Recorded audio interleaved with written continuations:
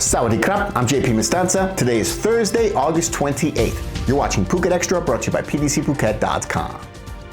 A serious scare on Patong Hill ends without injuries this morning after a six-wheel truck reportedly suffers brake failure and plunged into a roadside ditch outside Wat Patong. Police say that the Bangkok registered truck left Prabarami Road at about 11:10 a.m. near the notorious Blarak Curve, a spot long known for steep gradients and sudden slowdowns. The driver, identified as 38-year-old Tanonsak, told officers that he lost braking power and deliberately steered into the ditch to avoid hitting other vehicles. The crash damaged railings and light poles, but no one else was hurt. Dashcam video from another car captured the moment that the truck veered off the road and came to rest beside the temple grounds. Patong police recorded the footage and details for their report and confirmed no charges were filed, as there were no injuries. For more, visit thephuket.news.com. Phuket authorities are stepping in after mounting complaints from Bang Tao residents about the One World, One Home condo project on Soi 4/2, three 7-story buildings totaling more than 200 units now under construction. At a 2 p.m. meeting on Wednesday chaired by the Talang district chief, local officials, community leaders, and the developer faced concerns about dust, noise, and safety.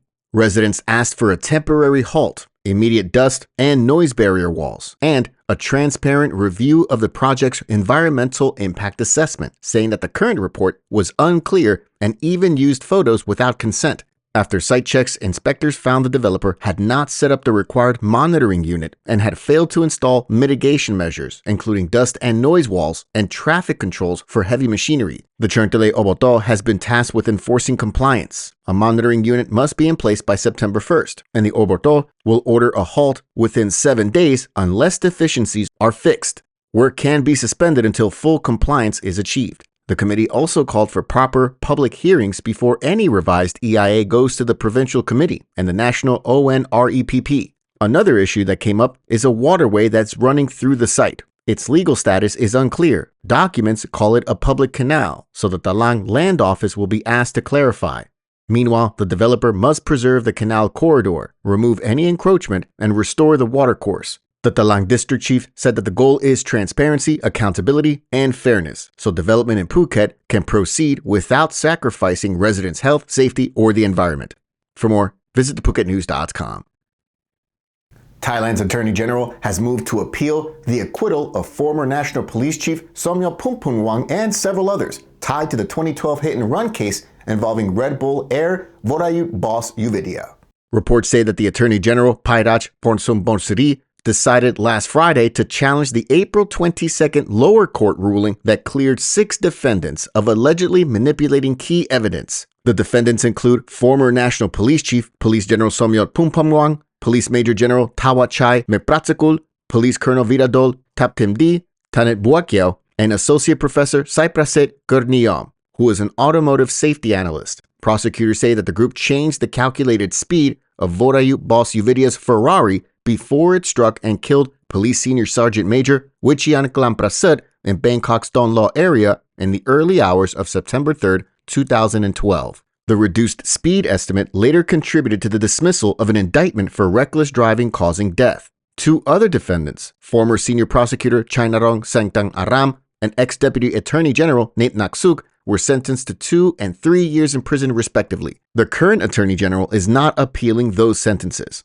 Vorayut, also known as Boss Red Bull, who was 27 years old at the time of the fatal hit-and-run, he later fled Thailand in 2017, 5 years later, after repeatedly missing court dates, and never once spent a day in jail for the death of a police officer. Boss Red Bull had struck the police officer who was on a motorbike, and he dragged the victim's body for about 200 meters without informing authorities about what he had done afterwards. Over the years, a speeding charge expired in 2013, and a charge of failing to aid the victim expired in 2017. The remaining count, reckless driving causing death, carries up to 10 years in prison and expires in September 2027. For more, click the link in the description.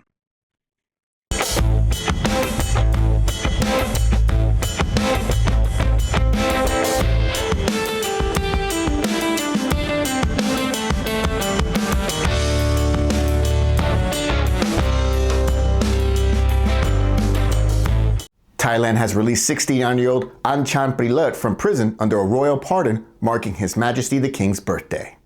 Anchan, a former civil servant, had been serving a 43 years prison sentence, one of the longest ever imposed for Lese Majeste, after reposting 29 audio clips from an underground commentator known as DJ Banpoj. She was first arrested in 2015, initially received 87 years, and saw the term halved in 2021 after confessing. On Wednesday, she walked free alongside 84 other inmates, telling reporters that the 8 years behind bars left her with a bitter feeling. Thailand's Lese Majeste law, Article 112 of the Criminal Code, criminalizes insults to the monarchy with penalties of up to 15 years per count. Rights groups, including Amnesty International, welcome Anchan's release, but note that prosecutions have surged since the 2020 student-led demonstrations. Thai lawyers for human rights counts more than 280 cases over the past 5 years. Earlier this year, a separate case resulted in the sentence of at least 50 years for social media posts. Meanwhile, lawmakers recently rejected an amnesty bill for those convicted under Article 112. For more, visit thephuket.news.com. Phuket Old Town lit up on Wednesday night as Thailand hosted its first ever Ganesh Chaturthi festival right here on the island. Led by the revered Dakduset form of Lord Ganesh from Sri Mantra Ganesh Temple in Rawai. The opening procession drew devotees, residents, and visitors from around the world. More than 40 Doj Tasha drummers flown in from Pune powered a colorful parade through the chartered streets, joined by Thai and international celebrities. Rangoli sand art, floral offerings, and a spectacular fire aarti at the Chartered Bank intersection in Phuket Old Town gave many their first glimpse of this tradition. Presiding over the ceremony, Vice Governor Suwit Pansengyam said that the festival deepens Phuket's cultural diversity and strengthens its reputation for spiritual tourism. The 5-day program runs until this Sunday, August 31st, across Phuket Old Town and the Rawai Temple, with daily rituals, cultural performances, and community activities. It'll conclude with the Visarjan at Rawai Beach, the ceremonial immersion symbolizing Lord Ganesh's return to Mount Kailash. Beyond celebration, the event brings gentle economic lift in the green season. Indian arrivals alone topped 300,000 in the first half of 2025, and local officials hope that this new tradition will grow each year, welcoming devotees and curious visitors alike. For more, visit thephuket.news.com. Thanks for catching us on this edition of Phuket Extra, brought to you by pvcphuket.com. Catch us again tomorrow. Until then, stay classy, Phuket. Phuket's rapid modernization has made it one of the world's premier holiday destinations. Investors can still buy quality condominiums for as low as $75,000, and luxury properties can go all the way up to $20 million. Condominiums in Phuket are a safe, secure bricks-and-mortar investment offering foreigners freehold ownership. Call or email Thai Residential, Phuket's #1 trusted real estate advisor, to find your perfect Phuket property.